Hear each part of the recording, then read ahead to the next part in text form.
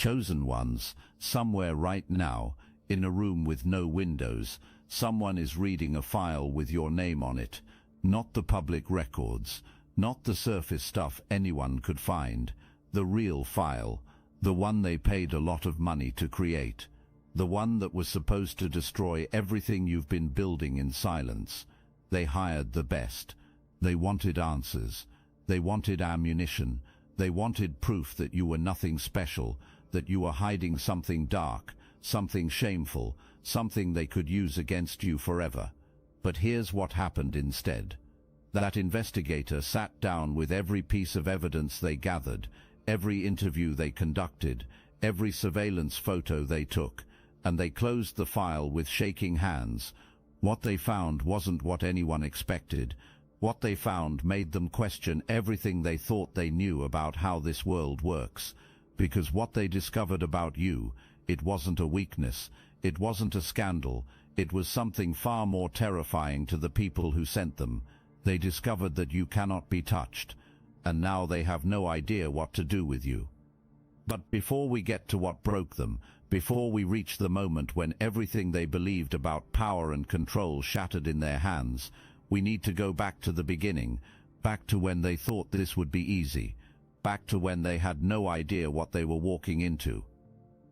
This whole thing started the way it always starts with people who can't stand watching someone rise. It started with whispers in back rooms. It started with jealousy dressed up as concern.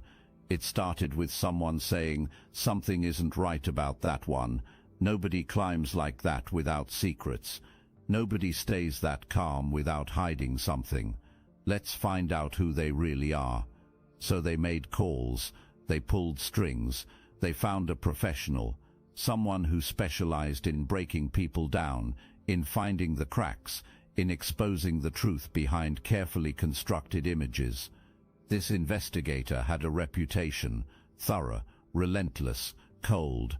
They'd brought down politicians, exposed con artists, destroyed careers with nothing more than a well-documented file. This was supposed to be routine, background check, social media deep dive, a few interviews with people from your past, financial records, to paint a picture, simple work for someone of their experience. They quoted a price. The enemies paid without blinking. They wanted results fast. They wanted your destruction delivered on a silver platter. They sat back and waited for the dirt to surface.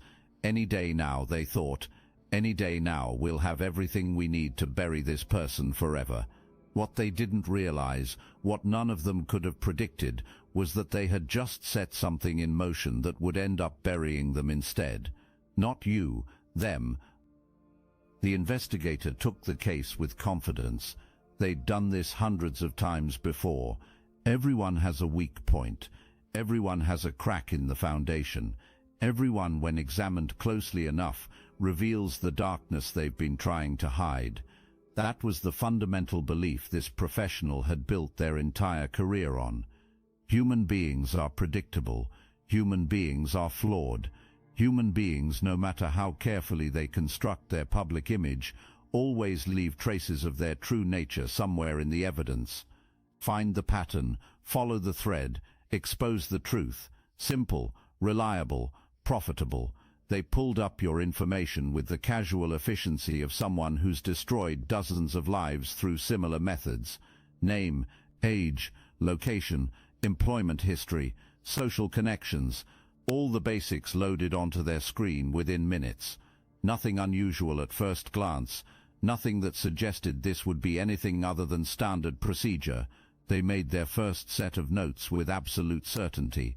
Standard subject, standard timeline. Expect results within 2 to 3 weeks. Those notes would become a source of dark humor later, when everything fell apart, when the professional who thought they knew how the world worked discovered there were forces operating beyond anything their training had prepared them for. But that realization was still weeks away. For now, they were still confident, still certain, still completely unaware that they were about to step into something that would change them forever. Weeks passed. The investigator went radio silent. No updates, no preliminary findings, no excited calls about discovered evidence, just silence. And that silence started to worry the people who'd paid for this. They reached out, left messages, demanded progress reports. Finally, the investigator called back, but something in their voice had changed. That confident, detached professionalism was gone, replaced by something the clients had never heard before from someone in this line of work. Hesitation. The investigator said they needed more time, said this case was unusual, said the standard approach wasn't working, and they needed to go deeper. The clients didn't understand. What could possibly be complicated about exposing someone? Everyone has skeletons. Everyone has made mistakes. Everyone has something buried in their past that they never want to see the light of day. So what was taking so long? What they didn't know, what they couldn't understand, was that the investigator had already found everything there was to find, and that was exactly the problem. Because there was nothing, the absence itself had become the mystery, the cleanness itself had become suspicious, and suspicion, once it takes root in a mind trained to see conspiracy everywhere, becomes its own kind of obsession. Listen carefully now. There was nothing wrong. No criminal record. No financial scandals. No hidden debts or suspicious transactions. No enemies waiting in line to testify against you. No pattern of manipulation or exploitation.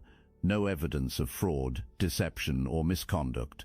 The investigator pulled records going back decades, interviewed former colleagues, old friends, people who claimed to know you from way back. They accessed databases they probably shouldn't have accessed. They followed digital trails that should have led somewhere damaging. And every single path led to the same destination, a dead end, a clean slate, a person who somehow existed in this world without accumulating the compromising material everyone else accumulates just by living. At first, the investigator thought they were missing something. Maybe the records had been scrubbed. Maybe someone had gotten there first and cleaned up. Maybe there was a level of sophistication at play that required different methods. But the more they dug, the more they realized something that made their stomach turn. The records weren't scrubbed. There was nothing to scrub. This wasn't a cover-up. This was just who you were.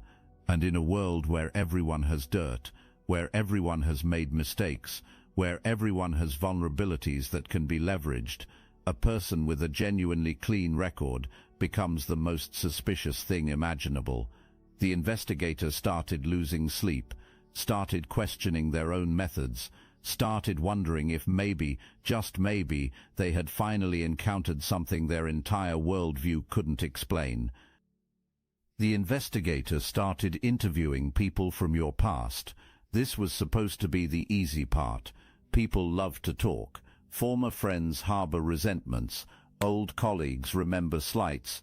Exes carry grudges. All it takes is a few leading questions, and people start spilling everything. But something strange happened during these interviews. Every single person the investigator spoke with said something different about you. Some called you warm, others called you cold. A few described you as the most honest person they'd ever met. Others said you were so private they never felt like they truly knew you. Former partners spoke about you with this strange reverence, like they'd been in the presence of something they still couldn't explain years later. None of them had anything bad to say, not really, but none of them could describe you in a way that made sense either. The investigator started noticing a pattern in the confusion. Everyone felt like they knew you, but when pressed for details, when asked to describe who you really were beneath the surface, they all went quiet. They all got that same faraway look in their eyes, and they all eventually said some version of the same words. I thought I knew them, but looking back, I'm not sure I ever did. One former colleague said something that made the investigator put down their pen and just stare. That person is like a mirror. When I was around them, I always saw my own reflection, my own hopes, my own fears, my own potential, but I never saw what was actually inside them. It's like they existed on the other side of the glass, watching me examine myself without ever revealing themselves. The investigator wrote that quote down 3 times, underlined it, circled it, because something about those words felt important, felt like the first real clue in a case that had offered nothing but dead ends. Little did they know, that clue was leading them somewhere they weren't prepared to go. The behavioral analysis section of the report started filling with contradictions, present but absent, warm but unreachable, honest but mysterious, kind but intimidating. The investigator couldn't build a psychological profile because nothing fit. Standard categories didn't apply. Normal patterns of human behavior didn't match. Most people are easy to categorize. They're avoidant, or they're clingy. They're aggressive, or they're passive. They're manipulative, or they're genuine. They fall somewhere on the spectrum of predictable human psychology. But every category the investigator tried to place you in immediately fell apart when examined closely. The notes in the margin became increasingly frustrated. Subject does not fit established behavioral parameters. Response patterns suggest high intelligence and emotional control. Motivations unclear. Psychological profile inconclusive. That word kept appearing throughout the file. Inconclusive. It was the word of a professional admitting they'd hit a wall, not because they lacked skill, but because they were dealing with something their training had never prepared them for. The investigator started pulling old textbooks off shelves, started rereading case studies they hadn't looked at in years, started searching for any precedent, any framework, any explanation for the kind of subject they were dealing with. Nothing matched. Nothing came close. They were in uncharted territory now, and the deeper they went, the more disorienting it became. Here's where the story takes its first major turn. The investigator, frustrated by the lack of conventional findings, decided to expand the scope of their inquiry. They started reaching out to others who might have investigated you in the past, employers who might have run background checks, organizations that might have done vetting, former investigators who might have been hired by previous enemies, and what they discovered during this expanded search changed everything they thought they understood about this case. Because it turned out, this wasn't the first investigation into your life, not by a long shot. Over the years, multiple parties had hired professionals to dig into your background. Multiple attempts had been made to find the dirt that would bring you down. Multiple skilled investigators had taken the case with confidence and walked away with nothing. Some of them had simply given up and refunded their clients. Others had completed partial reports filled with the same frustrated language the current investigator was using. A few had written strange warnings in their final notes, warnings that made no sense at the time but were starting to make sense now. One former investigator, when contacted, refused to discuss the case at all, just said 3 words before hanging up. Some people are different. Another laughed nervously when asked about their findings and said they'd moved on to different work shortly after that case. Couldn't explain why, just said something about the job losing its appeal after running into certain subjects. The current investigator sat with this information for a long time, processing it, trying to understand what it meant. Multiple professionals, multiple attempts, multiple failures, and all of them walking away changed. What exactly were they all encountering? What was it about one person that could produce such consistent results across years of investigation? The answer, when it finally came, would shake everything they believed about how power really operates in this world. Then came the digital footprint analysis. In this age, everyone leaves tracks online. Every search, every purchase, every location ping, every late-night scroll. The digital exhaust of modern life builds a profile more accurate than anything a person could reveal about themselves intentionally. Most targets of investigations basically hand over their secrets through their online behavior alone. But when the investigator pulled your digital records, they found something strange. A presence that was there but barely there, accounts that existed but revealed nothing, posts that appeared to share but actually concealed. Every interaction was measured, every piece of content was intentional, nothing emotional, nothing desperate, nothing impulsive, just signal, pure signal, no noise. The investigator tried tracking locations through various data points. The results made no sense. Cities that didn't connect, time gaps that couldn't be explained, movement patterns that seemed almost random until they looked closer and realized the randomness itself was deliberate. Chaos with purpose, unpredictability as strategy.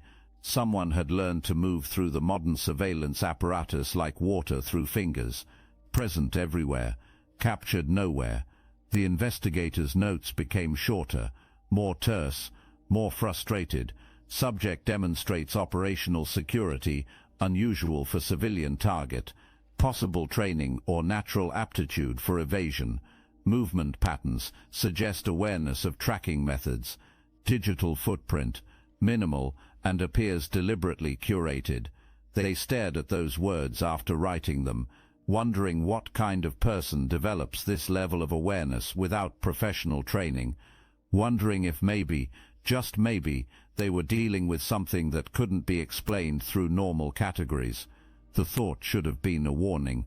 Instead, it became an invitation to dig deeper. At this point, the investigator made a decision that would change everything. Standard methods weren't working. Remote analysis was hitting dead ends, so they went dark. Physical surveillance, boots on the ground, following, watching, waiting for that unguarded moment when the mask would slip and the real person would emerge. They set up outside your building, followed your routes, documented your patterns, and for the first few days, everything seemed normal. Coffee in the morning, work during the day, errands in the evening, nothing suspicious, nothing exciting, nothing that would fill a file or justify a fee. Then on the fourth day, something shifted. The investigator noticed that your patterns had changed, subtly at first.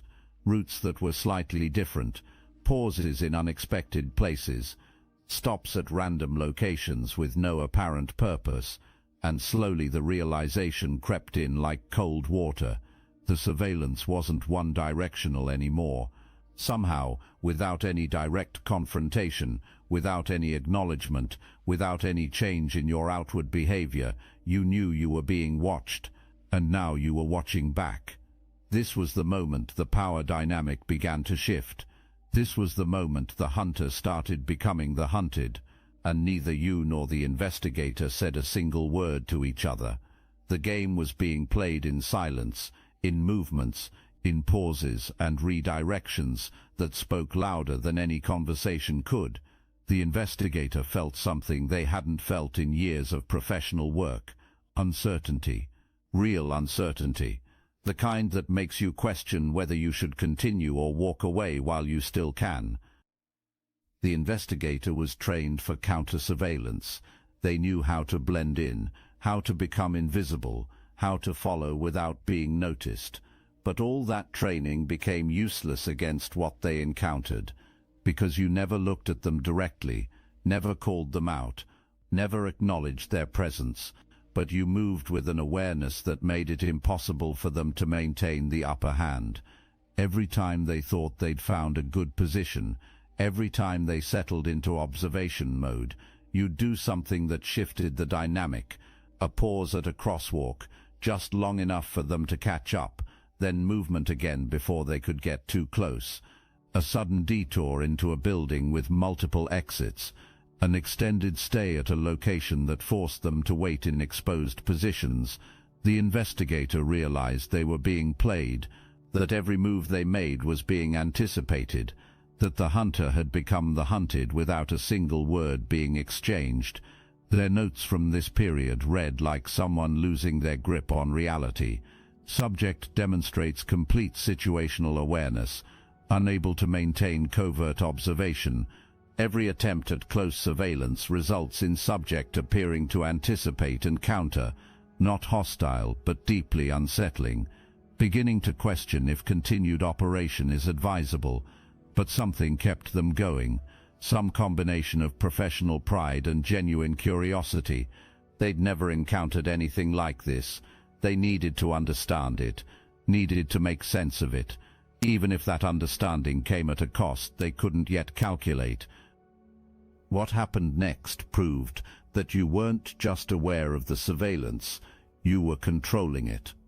The investigator started noticing that their own movements were becoming predictable, that they were falling into patterns dictated by your choices rather than their own strategy.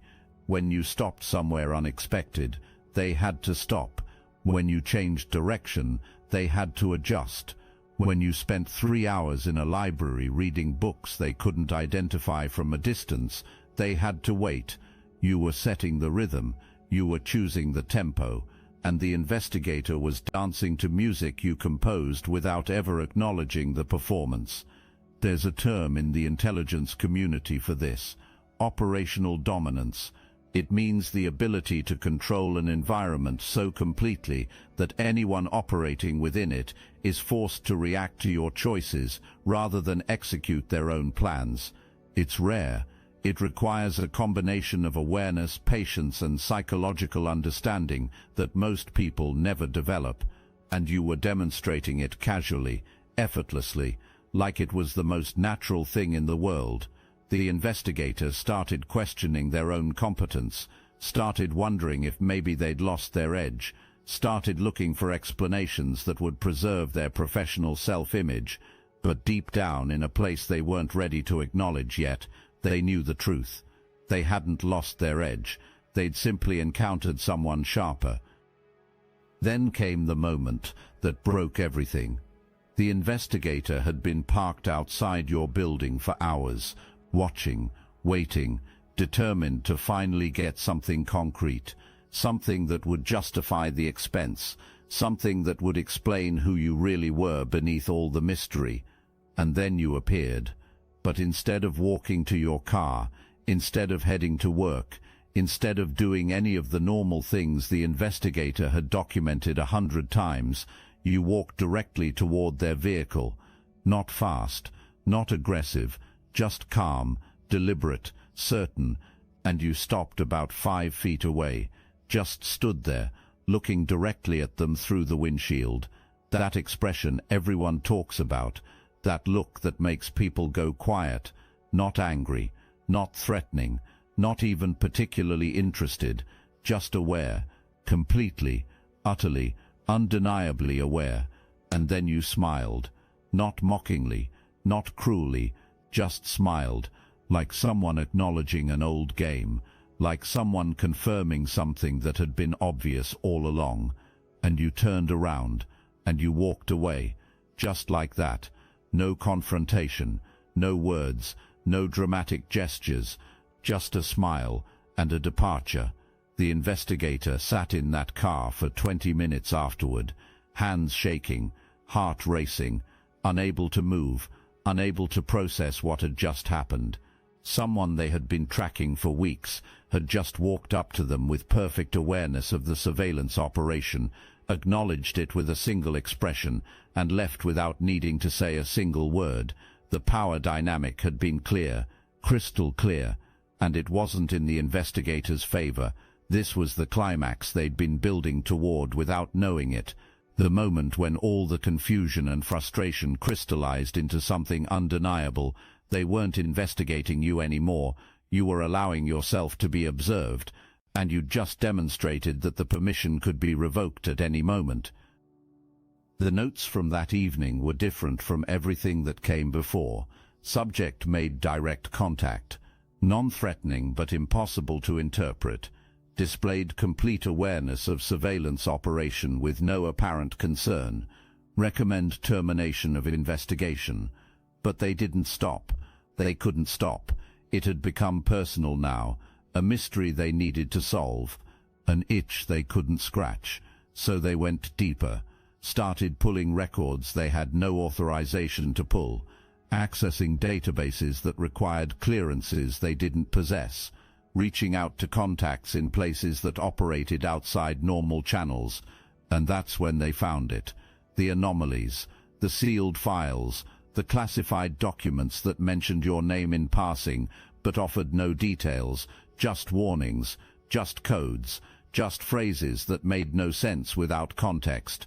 Do not engage, do not pursue, subject under observation, and the most chilling part, these warnings came from sources that shouldn't have known you existed. Government databases, corporate intelligence files, private security archives. Everywhere the investigator looked, they found traces of you, and everywhere those traces appeared, they found the same message: leave this one alone. The investigator sat with those discoveries for days, trying to understand what they meant, trying to piece together a picture from fragments that refused to form a coherent image. Who leaves traces in classified databases? Who generates warnings across multiple institutional systems? Who gets flagged as someone to avoid by agencies that don't even acknowledge each other's existence? The answer, when it finally started to form in the investigator's mind, was so strange they almost dismissed it. Almost. But by now, they'd seen too much to dismiss anything. 3 days after finding those sealed files, the investigator's phone rang. Blocked number. No caller ID, just a voice on the other end. Calm, professional, completely devoid of emotion. The voice said one thing, and one thing only: close the file, walk away. This isn't someone you want to understand. This isn't someone anyone wants to understand. Some people exist outside the categories we use to make sense of the world. Some people are better left alone. This isn't a threat. It's advice. Take it.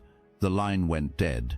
The investigator sat there staring at the phone for a long time, trying to process what they'd just heard, trying to understand what they'd stumbled into. Someone had been watching them while they watched you. Someone had access to their investigation. Someone knew exactly what they'd found, and exactly what they were about to find, and that someone had decided to intervene, not to protect you necessarily, but maybe to protect the investigator from what they were about to discover, or maybe to protect the world from what would happen if too many people started asking questions about individuals like you. Either way, the message was clear. Some mysteries aren't meant to be solved, and this was one of them. The investigator thought about all the other professionals who'd walked away from investigating you, wondered if they'd received similar calls, similar warnings, similar invitations to preserve their sanity by abandoning the pursuit. How many times had this happened?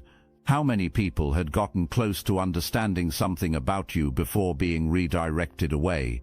The scope of what they'd stumbled into was starting to become clear, and it was much, much larger than a simple background investigation. The final report was never finished. The investigator tried. They sat down multiple times to write a summary, to create a coherent narrative from everything they'd gathered, but every draft felt wrong. Every attempt at explanation fell short. How do you write a report about someone who contradicts every expectation? How do you profile someone who exists outside the frameworks everyone else lives within? How do you explain to a client that the person they wanted destroyed cannot be destroyed because there's nothing to destroy? The investigator typed one final note at the bottom of the incomplete file. Subject represents something beyond standard classification. Clean record, clean reputation, clean conscience, but that cleanliness itself is the anomaly.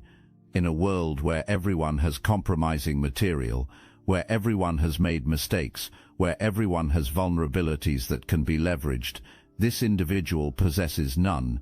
No attachments that can be threatened, no addictions that can be exploited, no fears that can be manipulated, no dependencies that can be used as pressure points. Recommend no further action. This investigation is terminated. That file now sits in a drawer somewhere. Incomplete, unsatisfying, haunting everyone who reads it. The clients who commissioned it never got what they paid for. They wanted weapons. They got warnings. They wanted ammunition. They got admiration disguised as frustration. They wanted to destroy someone, and instead discovered that some people simply cannot be destroyed. The resolution they expected never came. The satisfaction they anticipated never materialized. All they got was a growing sense of unease and a much lighter bank account. Here's what nobody tells you about investigations like this, about the people who get paid to dig up dirt and expose secrets. The ones who are good at it, who've been doing it for years, who've seen everything. They develop a sixth sense. They can tell within hours whether a target is hiding something, whether there are skeletons in the closet, whether the clean image is genuine or carefully constructed. And when they encounter someone who is genuinely clean, genuinely clear, genuinely operating on a different frequency than everyone else around them, it doesn't just confuse them, it transforms them. That investigator who spent all those weeks studying your life, they're not the same person anymore. Something shifted during that time, something fundamental. They started seeing patterns they'd never noticed before, recognizing the games everyone plays without realizing they're playing them, understanding why your distance, your boundaries, your unwillingness to engage with drama was actually the sanest response possible in an insane world. They started applying what they learned from you to their own life, cutting out relationships that drained them, walking away from situations that compromised their peace, moving through environments with heightened awareness. Their friends noticed the change. Their colleagues noticed the change. Something had happened to this person, something that couldn't be explained, something that made them quieter, more observant, less willing to participate in the collective insanity everyone agrees to call normal life. The investigator began keeping a private journal after closing your case, not official notes, personal reflections, trying to process what they'd experienced, trying to understand how watching someone for weeks had fundamentally altered their perception of reality. The entries were raw, confused, sometimes almost poetic in their searching. I went looking for weakness and found strength I didn't know was possible. That was one entry. I was trained to believe everyone has a price, everyone has a breaking point, everyone has something that can be leveraged. Now I know that's not true. Some people have transcended the economy everyone else operates in. Some people have removed themselves from the game entirely while appearing to play along. Another entry asked questions the investigator couldn't answer. How does someone become like that? Is it deliberate, natural, divine? Were they born different, or did they make themselves different? And the bigger question, could I become that? Could anyone? The journal filled up over months, page after page of someone trying to make sense of an encounter that had shattered their worldview. They never reached conclusions, just kept circling the same mysteries from different angles. Eventually the journal entries became less frequent. The investigator stopped trying to understand and simply started accepting. Some things are beyond understanding. Some people are beyond categories. And the wisest response to encountering something like that isn't analysis, it's respect. Quiet, humble, slightly fearful respect. This is the part where some people might feel sorry for their enemies, might extend compassion to the people who tried to destroy them. But that's not what we do here. Those people who hired the investigator, they deserve everything they're feeling right now. That frustration, that confusion, that growing panic as they realize their weapons are useless against someone who has stopped playing the game they thought everyone was required to play. They wanted to find dirt, because dirt is the currency of their world. Leverage, control, power, through exposure. It's how they've always operated. It's how they've always won. And now they've encountered someone who doesn't operate in that economy, someone who doesn't collect compromising material, someone who doesn't accumulate the vulnerabilities that everyone else treats as inevitable. This terrifies them more than any scandal could. because if you can exist without being controllable, without being leverageable, without being threatened into compliance, then their entire system of power starts to crumble. Every manipulation tactic they've ever used depends on people having something to hide. And what do you do with someone who hides nothing because there's nothing that needs hiding? You panic, you question your own methods, you wonder if maybe you've been playing a game that not everyone is forced to participate in, and that wondering, that uncertainty, that's the beginning of their unraveling. The enemies held a meeting after receiving the incomplete report. They sat around a table expecting to hear about scandals discovered and weaknesses identified. Instead they got silence, confusion, an investigator who couldn't look them in the eye when explaining why the case was being closed. One of them demanded a refund. Another insisted they hire someone else, someone better, someone who could actually find what they were looking for. But the investigator just shook their head, said something that made the whole room go quiet. "I've been doing this for 18 years. I've investigated politicians, executives, celebrities, criminals. Everyone has something, everyone, except this one. And I'm telling you right now, if you send someone else, they'll find the same thing I found. Nothing. Or they'll find what I found beyond the nothing. The sealed files, the warnings, the systems that flag this person as someone to leave alone. And whoever finds that will either walk away like I'm walking away, or they'll push further and discover something none of us want to discover."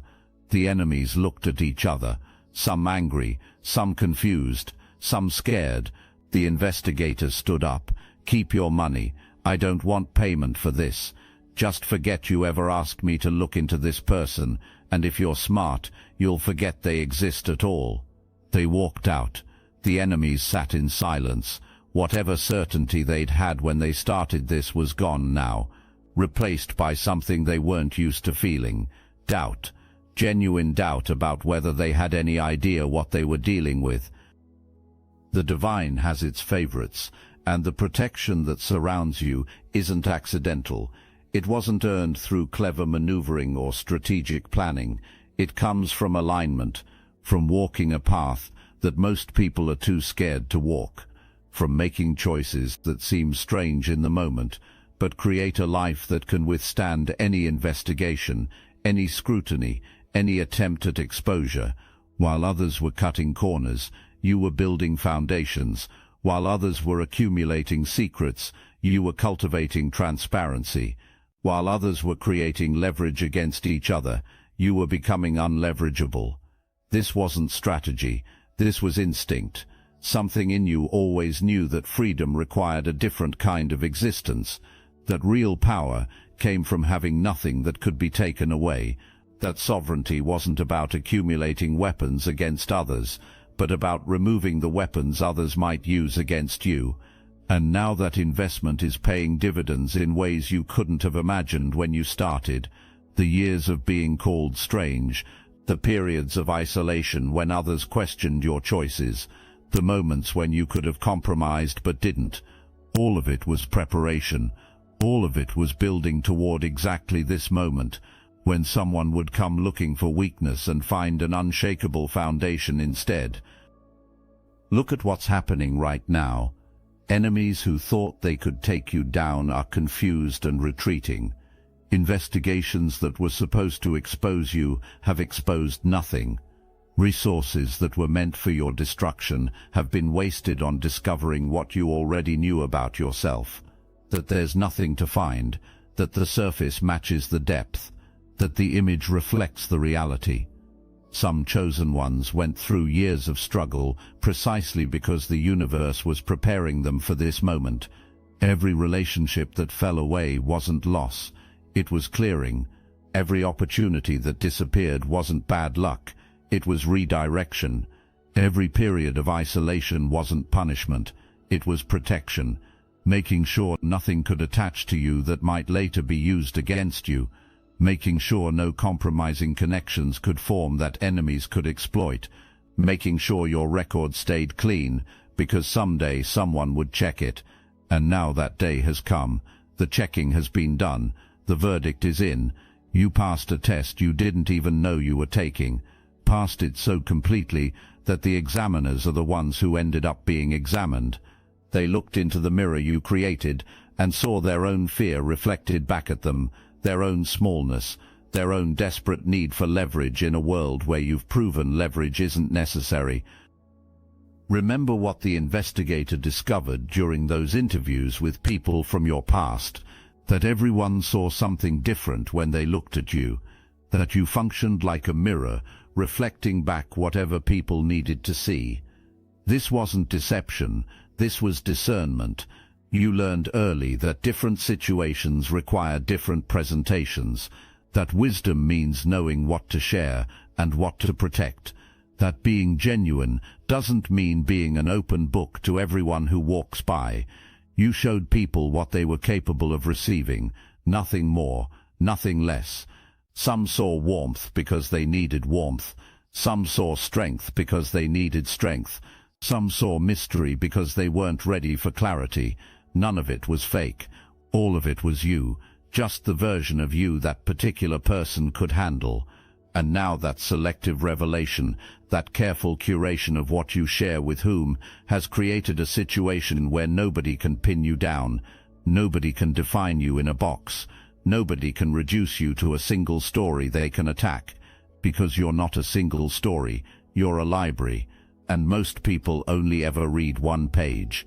The investigator tried to read the whole thing, tried to compile a comprehensive understanding from fragments and interviews and records and surveillance, and all they got was a reading list, so long it would take a lifetime to complete. By the time they realized the scope of what they were dealing with, it was too late. The investigation was already over, and they were already changed. Let me tell you about the ripple effects that started spreading after this investigation collapsed. Because it didn't just affect the investigator and the enemies who hired them, it sent waves through entire networks of people who thought they understood how the world works. The investigator started talking, quietly, carefully, to other professionals in their field, sharing just enough to warn without revealing too much. And those conversations sparked other conversations, whispers in professional circles about a certain kind of target, a certain kind of subject who doesn't fit the normal patterns. People started sharing their own experiences, times when investigations went sideways for reasons they couldn't explain, targets who seemed aware of surveillance without any logical way to know, cases that got closed with incomplete reports and uneasy feelings. A pattern started emerging. Not everyone was talking about you specifically, but many were talking about people like you, chosen ones operating in the world without generating the vulnerabilities everyone else generates. It turns out you're not the only one. There's a category, a classification that doesn't exist in official training manuals, but that experienced professionals recognize instinctively: the untouchables, not because of power or money or connections, but because of something harder to define, a way of existing that removes the handles others would use to grip and control. And the fact that this category exists at all is changing how certain people think about power and control and leverage. Some are disturbed by it, others are intrigued. A few are already trying to figure out how to become untouchable themselves. Your existence, your demonstration of what's possible, is literally reshaping the landscape for others who come after you. The transformation happening now goes beyond simple vindication, beyond the satisfaction of knowing your enemies failed. Something deeper is emerging from this moment, a recognition of how you've been operating all along, that instinct for privacy that seemed paranoid to others, wisdom, that distance that made people uncomfortable, protection, that refusal to engage with drama and conflict, strategy. Everything about you that the world tried to criticize was actually your preparation for exactly this kind of moment, when someone would come looking for weakness and find none, when someone would search for leverage and grasp only air, when the standard playbook of destruction would prove useless against someone who'd been building themselves to be indestructible without even knowing that's what they were doing. The awareness that's flooding through you right now isn't new, it's just becoming conscious. You've always known, somewhere deep, that you were different, that the rules everyone else followed weren't quite the rules you needed to follow, that your path required a different kind of discipline, a different kind of integrity, a different kind of existence. Now you're seeing the results. Now you're understanding why all those choices that seemed strange to others were exactly right for you. The vindication isn't external, it's internal. A recognition finally rising to the surface. Yes, this is who I am. This is who I've always been, and this is who I was always meant to become. I must interrupt this transmission for just a moment. Are you really chosen? Prove it. It's easy to watch videos about chosen ones. It's another thing to put yourself to the test. If you're still here, that means something. But talk is cheap. Real chosen ones take action. That's why I built Destiny Engine. It generates personalized sequences that help you rewire betrayal into transcendence, turn isolation into sacred power, and transform their downfall into your rise. We are using the Dark Elite's own weapons against them, taking their declassified consciousness technology that programmed competition and scarcity and repurposing it to serve divine justice. You put on the headphones, press play, and watch your enemies choke on the rope their own lies created. If you're done consuming and ready to prove you're chosen, start your Destiny Engine for $1 today. Join the Obsidian Inner Order live checks and watch divine justice accelerate in your life. Link in the description. Those sealed files the investigator found. The warnings from sources that shouldn't have known about you. The mysterious call that terminated the investigation. Someone is watching, not with malice, not with intent to harm, but with awareness that individuals like you require different treatment than ordinary subjects. That bringing too much attention to certain people causes more problems than it solves, that some mysteries are protected for reasons the investigators could never understand. Divine orchestration works like this sometimes, not dramatic interventions, not parted seas and burning bushes, just quiet redirections, just systems that were supposed to function one way, suddenly functioning differently when they encounter you. Just phone calls that shouldn't have been made getting made anyway. Just enough influence in just the right places to ensure that certain outcomes remain impossible, no matter how much money enemies spend trying to achieve them. The protection around you has layers. Some you can see, some you can't. Some are the natural result of your choices and integrity. Others come from places you can't identify and sources you'll never meet. All of it combines into something that looks, from the outside, like invulnerability, like immunity, like a person who simply cannot be touched, no matter how hard others try. And the harder they try, the more obvious it becomes that the trying itself is futile. Here's the most powerful part of this entire situation. You didn't have to do anything. You didn't hire lawyers to defend yourself. You didn't launch counter-campaigns to protect your reputation. You didn't scramble to hide evidence or prepare alibis or manufacture character witnesses. You just existed. That's it. Just kept living your life, kept making your choices, kept walking your path, and your existence itself became your defense. The investigator found nothing because there was nothing to find. Not because you'd hidden it well, but because it simply wasn't there. This is what it means to live clean in a dirty world. Not perfection, not sainthood, not some impossible standard of behavior that nobody could maintain. Just integrity, just alignment, just making choices that you'd be comfortable with anyone discovering because they genuinely reflect who you are. It sounds simple. It's the hardest thing most people ever try to do. And most people fail because they don't understand the investment required.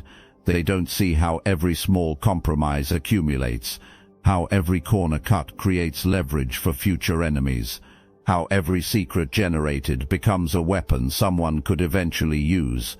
But you understood, maybe not consciously, maybe not with explicit awareness, but something in you understood that freedom required a clean record, and you built one.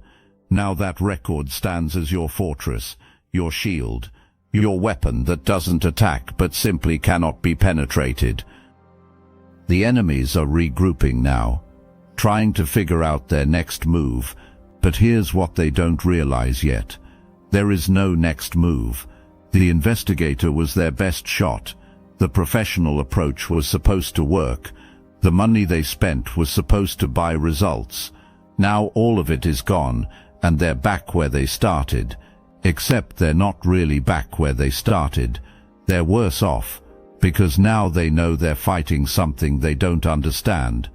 Before the investigation, they could tell themselves you were just lucky, just hadn't been caught yet, just had a well-constructed facade waiting to crumble. Now they know better. Now they've seen the evidence of your actual integrity, paid professionals to verify it, received confirmation that you are exactly what you appear to be, and that confirmation has done something to their confidence, their certainty, their belief that they can eventually find a way to bring you down. Some of them will keep trying.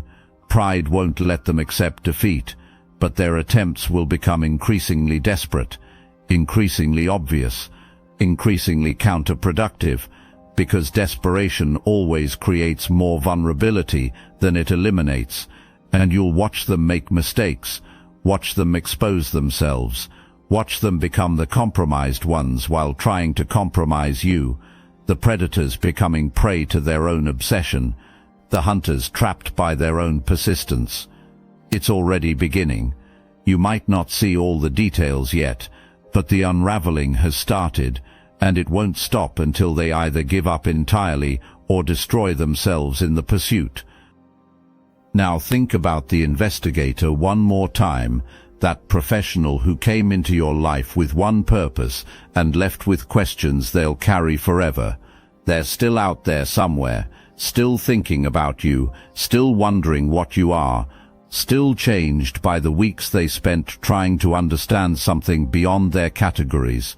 In a strange way, you taught them something without ever speaking to them directly. Your life became a classroom. Your choices became curriculum. Your existence became a demonstration of what's possible when someone refuses to participate in the collective compromise everyone else treats as mandatory. They won't forget you. They can't forget you. Not because you did anything dramatic, but because you showed them something they'd never seen before. A person who moved through the surveillance age without generating dirt.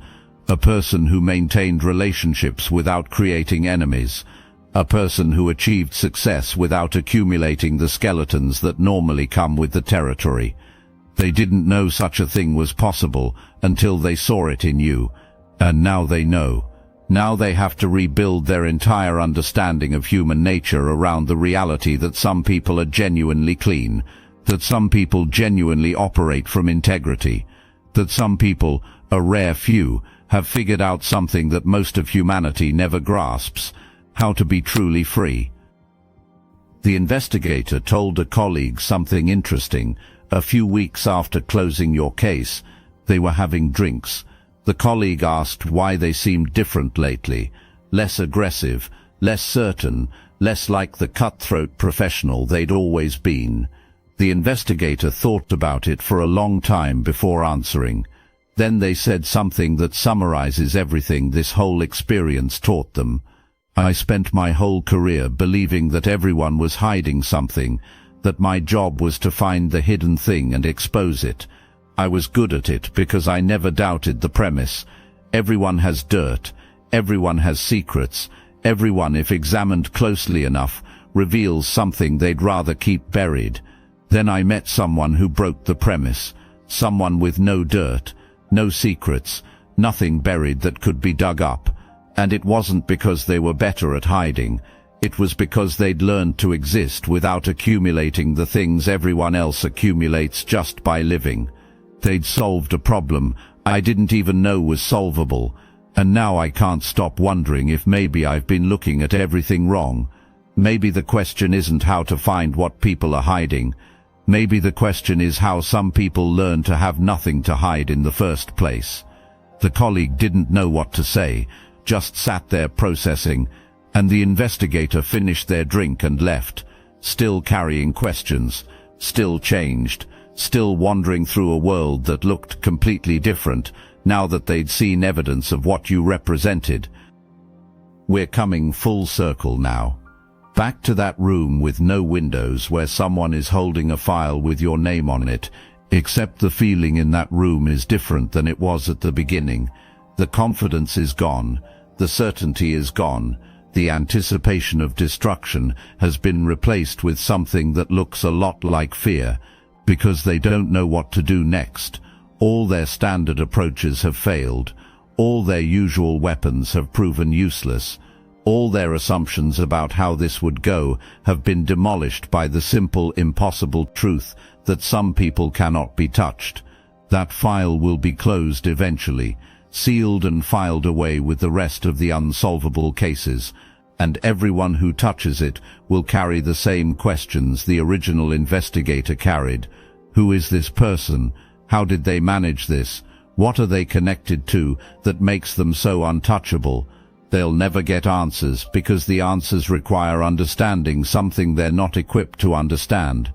That different rules exist for different people, that some individuals operate on frequencies the normal system can't detect or counter, that chosen means exactly what it sounds like: selected, protected, guided, not by luck or privilege, but by alignment with something larger than any individual investigator or jealous enemy could ever comprehend. The beginning of this story was someone opening a file with your name on it. The end of this story is someone closing that same file, shaking their head, and walking away forever changed by what they couldn't find. So now you know the full story. Now you understand what happened in those weeks when someone was digging through your life looking for destruction. They found something all right, just not what they expected. They found a person who cannot be understood through conventional means, a presence that doesn't fit categories, a force that makes professionals shake their heads and walk away. They found you, and discovering you changed them, just like discovering yourself changed you. Just like this message, reaching you at exactly this moment, is part of a larger pattern you're only beginning to recognize. The investigation is over, the file is closed, the enemies are confused, and you're exactly where you've always been.